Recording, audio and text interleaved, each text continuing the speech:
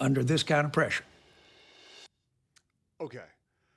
So we now have, like, on the record, and we already knew about this, but, like, that's how the Cowboys do business, right?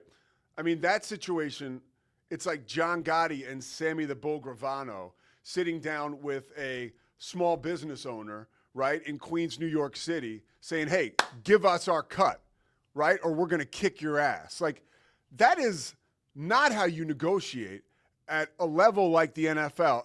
And also good for Tony Romo that he was able to show some moxy, right, and hold his own in that meeting and negotiate. But that's not what he does. He's a quarterback. So Micah Parsons is a fish out of water in a room with Jerry Jones negotiating a contract worth hundreds of millions of dollars. That's not what Micah Parsons does. If Jerry Jones wants to try playing defensive end for the Dallas Cowboys, go for it. Good luck. That's not what you do. Like, let's stay in our lanes here, right? And let's bring an agent into the fold so we can get a fair negotiation for the player, right? And then the team and the player and the agent come together. They make an agreement.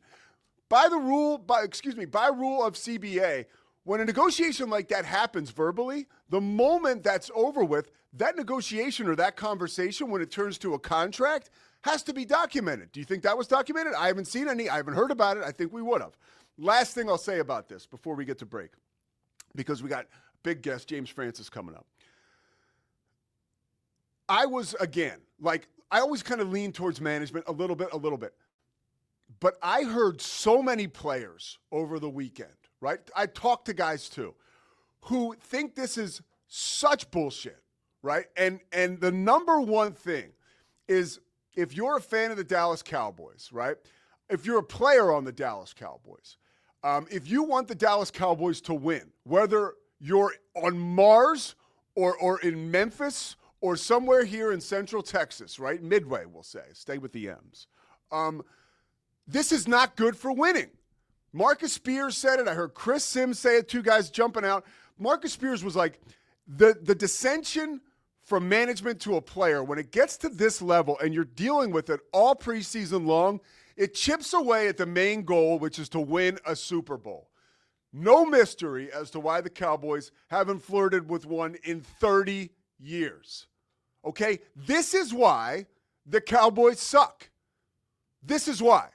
And that's not coming from me. That's coming from players, past and present, from the NFL.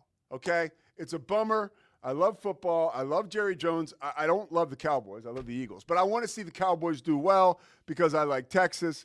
And this is just such an ugly black eye. And I think it's also an indication of Jerry Jones and the way he negotiates, right? And those old school business tactics, which have made him a billionaire, which have turned $140 million into $12 billion. So, dude, hats off. The guy's a genius financially. But football-wise, I don't think so. Pete Souza Show continues. We got James Francis coming back. We are presented by Slovacics. It's a Monday. Welcome to football season.